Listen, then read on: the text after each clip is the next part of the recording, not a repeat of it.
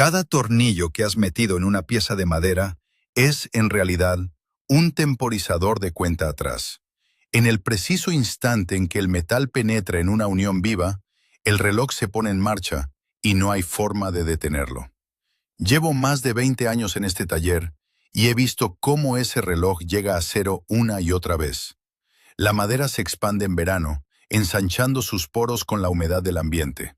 Se contrae en invierno, cuando el aire seco le roba hasta la última gota de aliento. La madera respira, se mueve, late con cada cambio de estación. El metal no. El metal se queda ahí, rígido, implacable, como un intruso que se niega a ceder. Y así, lentamente, la madera que lo rodea termina por rendirse. Las fibras se aplastan bajo la presión de la rosca, los agujeros se ensanchan y esa unión que el martes pasado sentía sólida como una roca, para diciembre empezará a traquetear. Lo he sentido en mis propias manos. He desmontado muebles de hace apenas 10 años, donde los tornillos salían casi sin esfuerzo, dejando tras de sí un rastro de fibras pulverizadas y madera muerta. Es la física trabajando en nuestra contra, o mejor dicho, trabajando en contra de una solución impuesta por la rapidez. Pero existe una unión que hace exactamente lo contrario. Existe un método que, en lugar de debilitarse con el tiempo, se vuelve más apretado con el paso de las décadas. No utiliza metal, no necesita pegamentos químicos y no requiere de herramientas eléctricas de última generación. Todo lo que pide es un agujero desplazado y un pasador de madera dura introducido a golpe de mazo. Los artesanos Amish y Shaker perfeccionaron este arte hace más de 2 siglos, y las piezas que cortaron entonces siguen manteniendo su integridad hoy mismo, sin un milímetro de holgura. No dejamos de usar esta unión porque fallara, dejamos de usarla porque una unión que nunca se afloja no permite vender piezas de repuesto ni nuevos sistemas de fijación. Hablo de la caja y espiga con pasador desplazado, conocida tradicionalmente como drawbar o unión de tiro, y la industria de la ferretería no tiene ningún interés en que recuerdes que existe. Mi primer encuentro real con esta técnica no fue en un libro. Fue hace 15 años, restaurando una mesa de cerezo en una vieja granja del condado de Lancaster, en Pensilvania. El propietario me dijo que la mesa había pertenecido a su bisabuelo. Al intentar desmontarla para reparar un golpe en el sobre, me di cuenta de algo asombroso. No había rastro de tornillos, ni rastro de colas animales cristalizadas que hubieran cedido. Lo que vi fueron pequeños pasadores de madera ligeramente sobresalientes. Al intentar extraer uno, comprendí la magnitud de la ingeniería que tenía delante. El pasador no estaba recto. Se había curvado ligeramente dentro de la madera, bloqueando la espiga contra el hombro de la mortaja con una tensión constante que el tiempo no había podido vencer. Ese día comprendí que nos han vendido la velocidad como si fuera progreso. Nos han convencido de que un tornillo de acero cincado es la cima de la fijación, cuando en realidad es solo el camino más corto hacia el vertedero. Para entender por qué esa mesa de cerezo seguía allí, inmutable, tenemos que abrir el archivo de la historia en el año 1770. Imagina un taller de entramado de madera iluminado apenas por la luz de una linterna de aceite. Allí, un ebanista Amish trabaja sin electricidad, sin prensas de columna y, desde luego, sin plantillas de agujeros ocultos. Lo que tiene es un escoplo de mortajar, un serrucho de costilla, un berbiquí y una comprensión profunda de cómo se comporta la madera a lo largo de los siglos.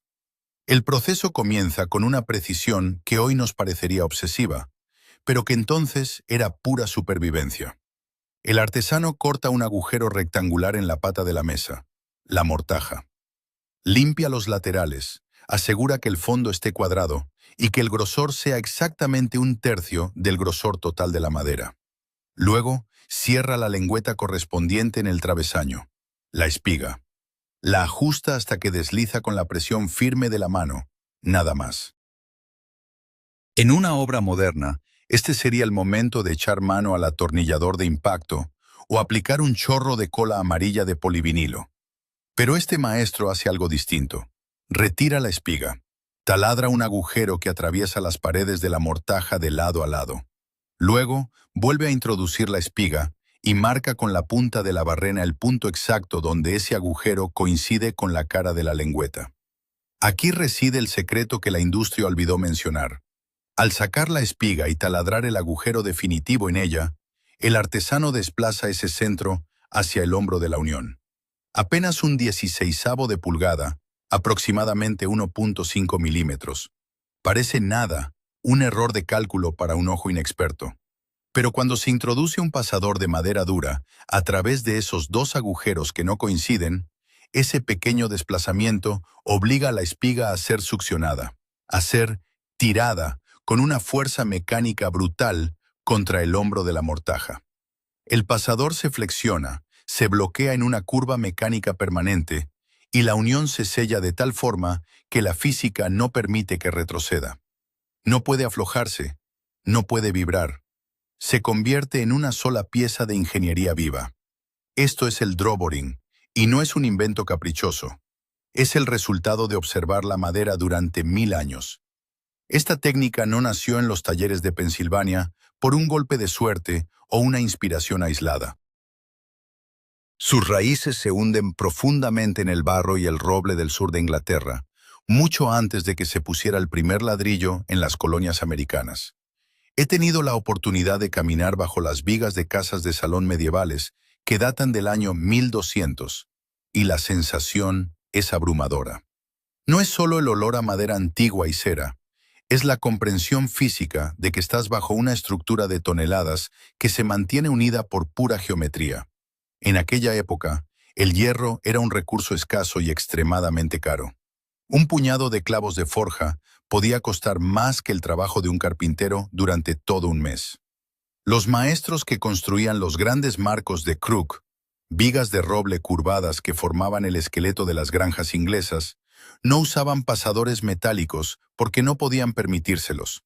El ingenio era su única moneda de cambio.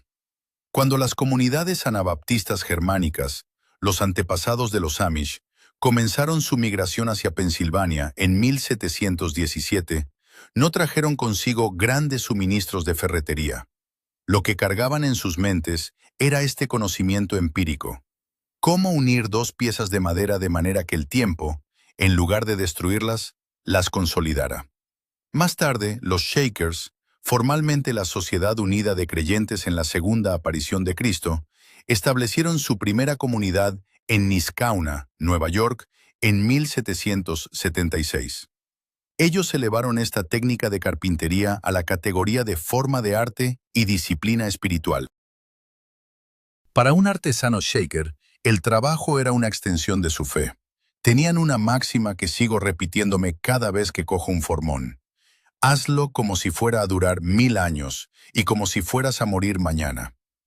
He estudiado de cerca el trabajo de Brother Thomas Fisher, un maestro shaker de la comunidad de Canterbury, New Hampshire, a principios de 1800. Sus sillas de respaldo de escalera son hoy objetos de museo, pero lo que realmente me impactó cuando tuve una entre las manos fue la integridad de sus uniones. Los conservadores me explicaron que, tras 2 siglos de uso ininterrumpido, muchas de esas piezas no pueden desmontarse. Las uniones de caja y espiga con pasador desplazado están tan tensas que intentar separarlas significaría astillar la madera misma. No es nostalgia lo que siento al tocar esa madera, es respeto por una ingeniería que no depende de una marca comercial.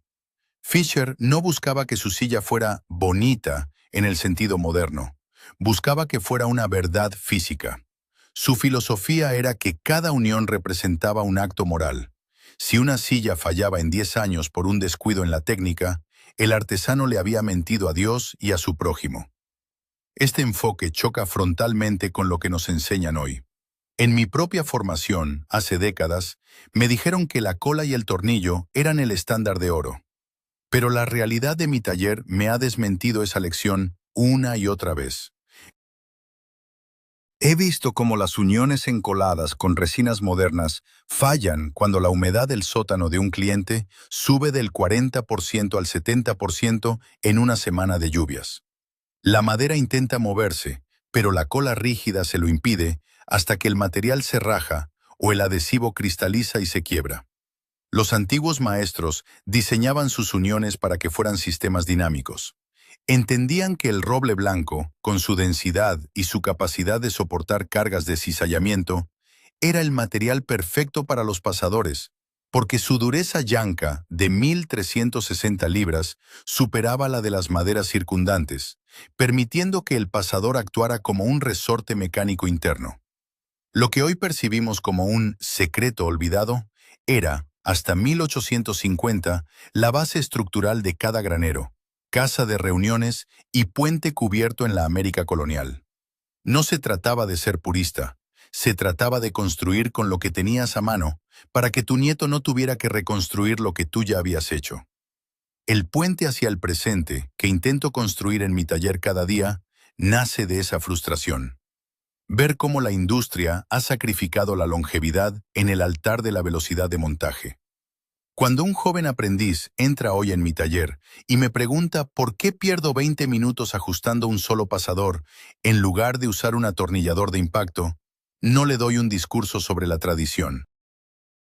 Simplemente le pido que intente mover una mesa que construí hace 15 años con esta técnica y que luego haga lo mismo con un mueble de gran superficie montado con levas y tornillos. La respuesta no está en mis palabras, está en la ausencia total de vibración en esa unión de madera pura. He pasado miles de horas en este banco de trabajo, y si algo he aprendido, es que la madera no es un material inerte como el plástico o el acero. Es un haz de tubos de celulosa que aún recuerda que estuvo vivo. Para dominar la unión de tiro, o drawbar, hay que dejar de pensar en términos de pegar y empezar a pensar en términos de arquitectura interna. La primera técnica que debes dominar es el trazado de proporción áurea para la caja y espiga. En mi taller, sigo la regla estricta de los tercios. Si estoy trabajando con un poste de roble de 45 milímetros de grosor, la espiga debe tener exactamente 15 milímetros. Ni un milímetro más, ni uno menos. El problema que veo hoy es que muchos intentan compensar una espiga delgada con más tornillos o colas epóxicas. Eso es un error de base. Una espiga demasiado delgada se romperá por cizallamiento, y una demasiado gruesa debilitará las paredes de la mortaja, las mejillas, hasta que se rajen. Cuando marco la mortaja con el gramil, busco que el escoplo de mortajar entre con un suspiro. Hoy en día, la mayoría usa plantillas de agujeros ocultos, pocket holes, porque se tarda 30 segundos. Pero analicemos qué ocurre. El tornillo atraviesa la veta de la madera de forma diagonal, actuando como una cuña que, con cada cambio de estación, intenta separar las fibras. En 10 años, ese tornillo ha creado una grieta interna invisible. Mi método tradicional, en cambio, utiliza el escoplo para crear un vacío rectangular perfecto donde las fibras laterales de la espiga se encuentran con las fibras laterales de la mortaja. Es un contacto de grano con grano que proporciona una superficie de fricción masiva. He realizado pruebas de tracción en mi propio taller. Una unión de espiga bien ajustada, incluso sin pasador, ya soporta más carga lateral que 3 tornillos de acero. La segunda técnica, y la más crítica, es el desplazamiento del agujero de tiro. Aquí es donde la mayoría de los carpinteros modernos sudan la primera vez. Una vez que tengo la mortaja lista, taladro un agujero de 10 milímetros a través de las mejillas de la madera usando un berbiquí. No uses un taladro eléctrico de alta velocidad aquí. Necesitas sentir la resistencia de la madera, vuelta a vuelta. Luego, introduzco la espiga y uso la punta de la barrena para marcar el centro del agujero en la lengüeta. Retiro la espiga y aquí viene el secreto. Marco el nuevo centro del agujero en la espiga 1.5 milímetros más cerca del hombro. Solo 1.5 milímetros. Y he cometido el error de desplazarlo 3 milímetros en maderas muy duras como el arce, y el resultado fue un chasquido seco que me dolió en el alma. El pasador simplemente reventó la espiga por dentro.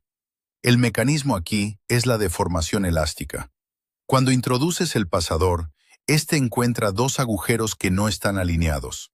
El pasador de madera dura se ve obligado a doblarse en forma de S muy sutil. Esa curva genera una tensión constante que empuja la espiga hacia el fondo de la caja.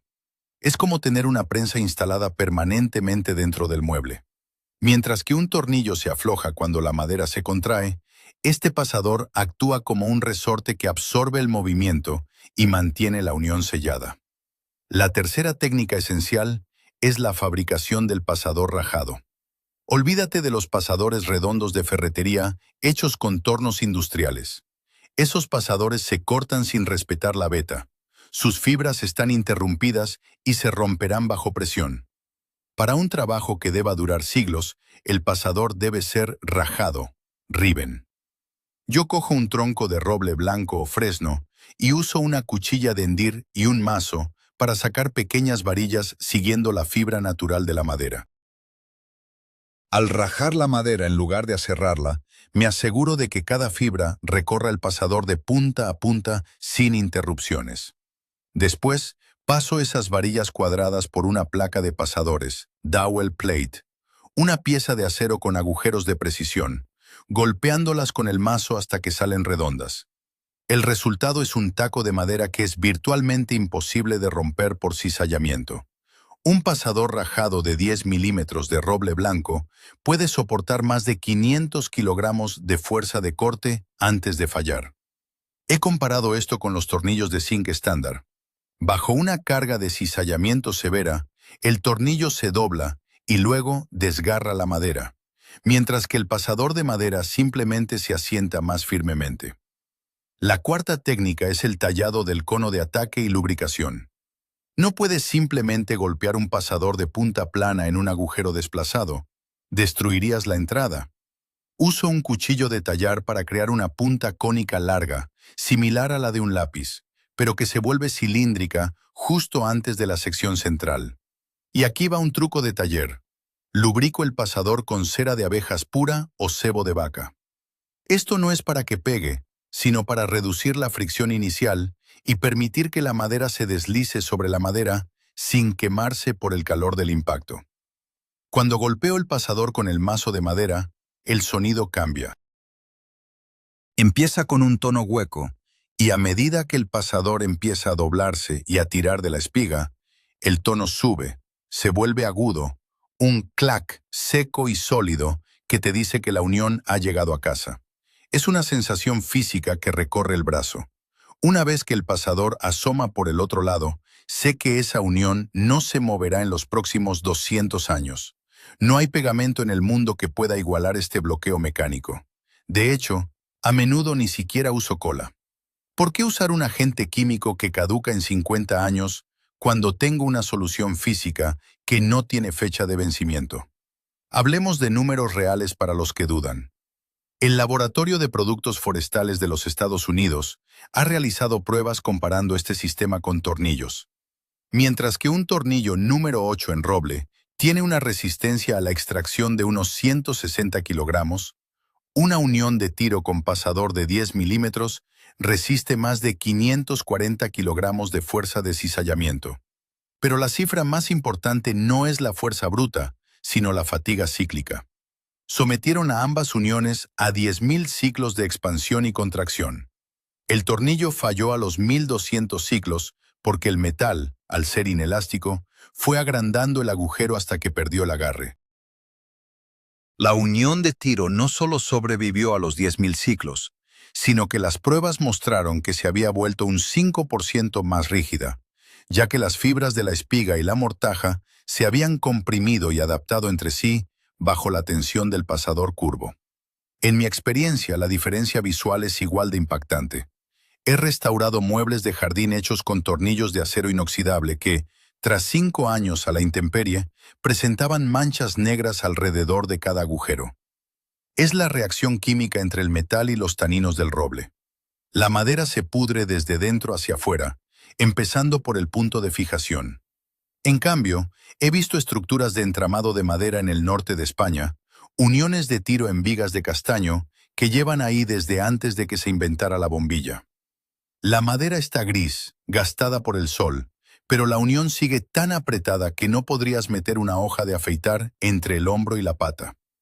Esta es la realidad técnica que la industria del hazlo tú mismo moderno prefiere ignorar. Te venden máquinas de 200 euros para hacer agujeros rápidos, pero no te dicen que estás construyendo muebles con fecha de caducidad. El drawbor requiere tiempo, requiere afilar tus herramientas y requiere que aprendas a leer la veta de la madera. Pero a cambio, te da la libertad de no depender de ninguna tienda de ferretería. Todo lo que necesitas está en el árbol y en tus manos. Cuando terminas una unión así, no solo estás uniendo dos trozos de madera, estás creando una estructura que desafía activamente el paso del tiempo. Durante los primeros 10 años de mi carrera, yo era tan culpable de estos errores como cualquier otro. Tenía el taller lleno de cajas de tornillos de todos los tamaños imaginables, y creía que la seguridad de un mueble residía en la cantidad de metal que podía esconder en su interior. Mirando hacia atrás, veo que compartía patrones de pensamiento que hoy considero auténticas barreras para el oficio. El primer patrón erróneo es la dependencia del refuerzo redundante. Recuerdo perfectamente haber añadido un segundo y hasta un tercer tornillo a una unión de marco que no me inspiraba confianza, pensando que eso la hacía 3 veces más fuerte. Lo que no entendía entonces es que cada agujero adicional solo servía para debilitar la estructura celular de la madera, creando líneas de fractura predeterminadas.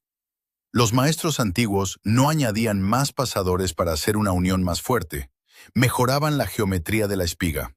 Si una unión de tiro está bien ejecutada, un solo pasador de roble de 10 milímetros hace más trabajo que 5 tornillos de acero, porque trabaja con la elasticidad de la madera, no contra ella. El segundo patrón es el miedo al movimiento estacional. Pasé años intentando bloquear la madera con colas de poliuretano y barnices selladores, tratando de impedir que se expandiera o contrajera. Es una batalla perdida. La madera siempre gana. Cuando un artesano Amish construye un armario, no intenta detener el movimiento, lo invita.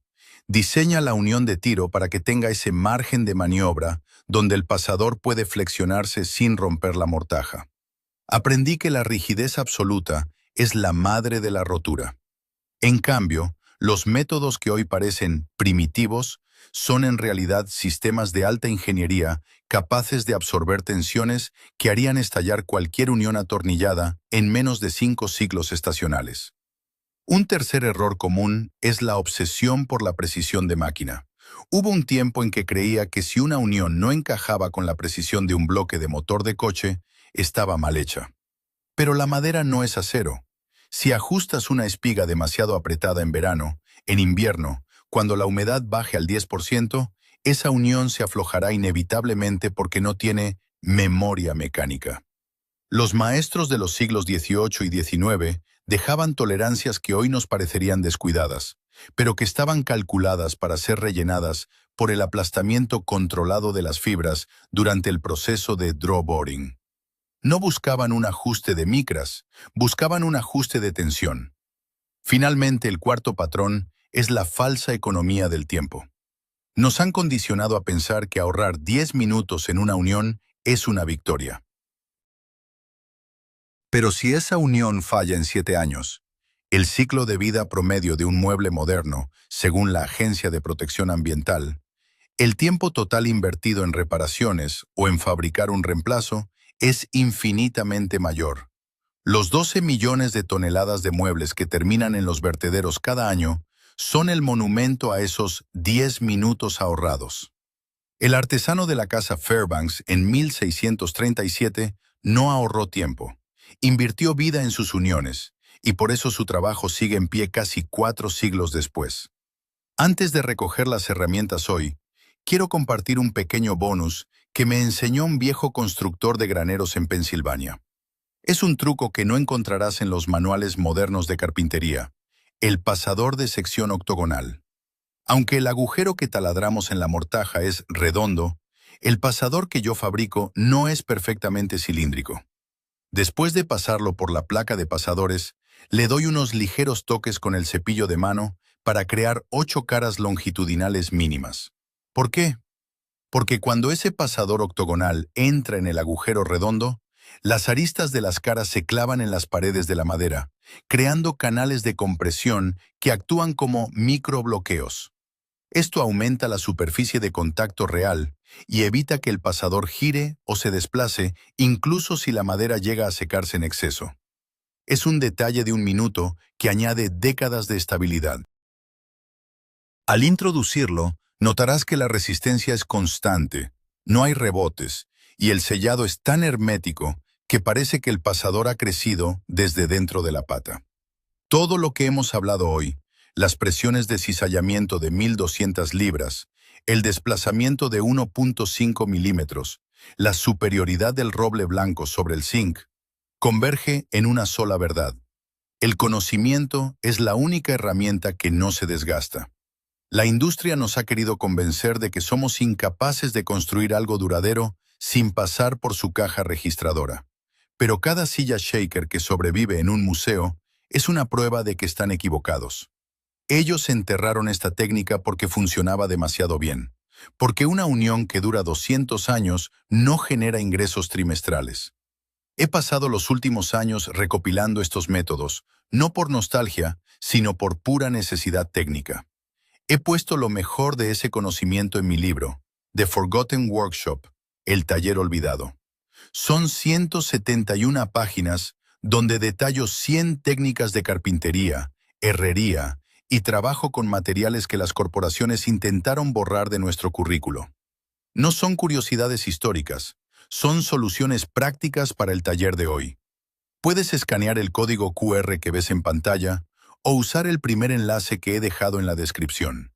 Si este video te ha hecho mirar de otra forma ese taladro eléctrico o esa caja de tornillos, suscríbete a Heritage Woodcraft y activa la campana. Cada vez que compartes estos videos, estás ayudando a preservar una cadena de conocimiento que se remonta a los maestros de las catedrales medievales. No dejes que el hilo se rompa. La próxima vez que te enfrentes a una unión crítica, deja el metal en el cajón. Coge el escoplo, coge el berbiquí y confía en la física de la madera. El tiempo te dará la razón. El próximo capítulo se abre en el taller de un curtidor de 1840, donde descubriremos por qué el cuero moderno se agrieta, mientras que el de nuestros antepasados sigue flexible.